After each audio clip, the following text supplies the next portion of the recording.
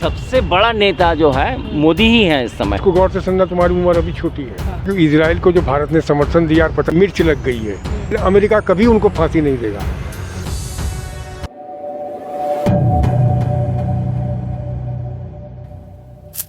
क्या नाम है आपका? मेरा नाम है शक्ति प्रसाद घोष। आपका? एस चैटर्जी।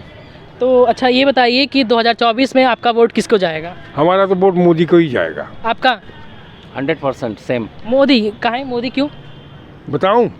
एक लाइन बताऊंगा, इसके बाद प्रश्न मत करना। ओके। हम प्राइम मिनिस्टर को कहते हैं, देश की शासन करने वाला नहीं मानता। आपने क्या समझा? जो प्राइम मिनिस्टर होता है, संविधान ने बनाया, उसको लीडर ऑफ पार्लियामेंट कहते हैं। उसका असली काम है, हमारे देश बहुजात बहुत की है ना, और आसपास छोटे छोटे मुल्क हैं, वो हमारे ऊपर टेढ़ी निगाह रखता है, उस पर जो कंट्रोल करे।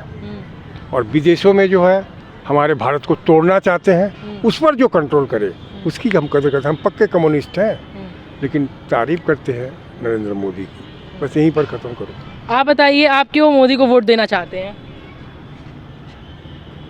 मोदी देश की अर्थव्यवस्था को और सब सिस्टम को बहुत आगे ले गए हैं, जहां कांग्रेस सोच भी नहीं सकता था। कांग्रेस होती तो हम लोग बहुत पीछे होते। अच्छा, तो मतलब आप लोग जो है कि महागठबंधन को मौका नहीं देना चाहेंगे? ये भी कम्युनिस्ट हैं। बिल्कुल बिल्कुल नहीं। नरेंद्र मोदी की करते हैं।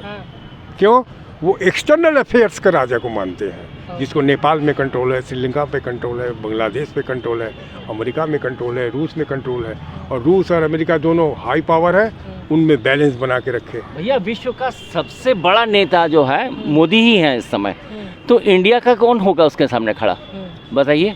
और कांग्रेस ने कौन होगा? और ये छोटे छोटे, आज विश्व में कोई उनके सामने नहीं खड़ा होने लायक है, तो कोई प्रश्न ही क्या नहीं बुराई है। है? क्षेत्रीय दल की ये बुराई। यहाँ भारत में 3 ऑल इंडिया बेसिस के पार्टी हैं। एक तो कांग्रेस है, एक बीजेपी है, और एक कम्युनिस्ट है। बाद बाकी सब क्षेत्रीय पार्टी हैं। सबसे ज़्यादा कमी ये है कि क्षेत्रीय पार्टी, जैसे मान लीजिए समाजवादी पार्टी का हर्ता करता मुलायम सिंह जी अध्यक्ष है, और वो अध्यक्ष नहीं लिखते अपने को, लिखते हैं राष्ट्रीय अध्यक्ष। अरे यार, तुमको यूपी छोड़कर कोई जानता नहीं, यादव छोड़ के कोई जानता नहीं। दूसरी खराब बात ये है कि यादव लोग अपने को कहते हैं श्री कृष्ण के वंशज। इसको गौर से समझना, तुम्हारी उम्र अभी छोटी है। कहते हैं श्री कृष्ण की वंशज, और श्री कृष्ण जो है पुत्र है वासुदेव की, और वासुदेव की पत्नी की क्या नाम है? देवकी। दोनों क्षत्रिय और क्षत्राणी है।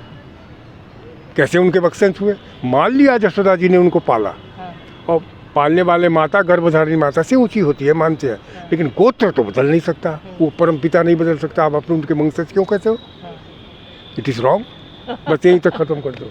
अपनी गोत्र बदल दिया और भगवान कृष्ण के साथ अपना गोत्र मिला दिया, इसमें हमको इतराज है। अच्छा, दूसरे टॉपिक पे भी हम बात करना चाहेंगे कि भारतीय नौसैनिक, जो पूर्व नौसैनिक रह चुके हैं, उन्हें मौत की जो है सज़ा सुनाई है। तो आप इस पे क्या विचार करते हैं? इसलिए विचार करते हैं कि इजराइल को जो भारत ने समर्थन दिया और 50,000 सेना भेजा इजराइल में, ये मिर्च लग गई है। सबने उसको उसका के ये कर्म कराया।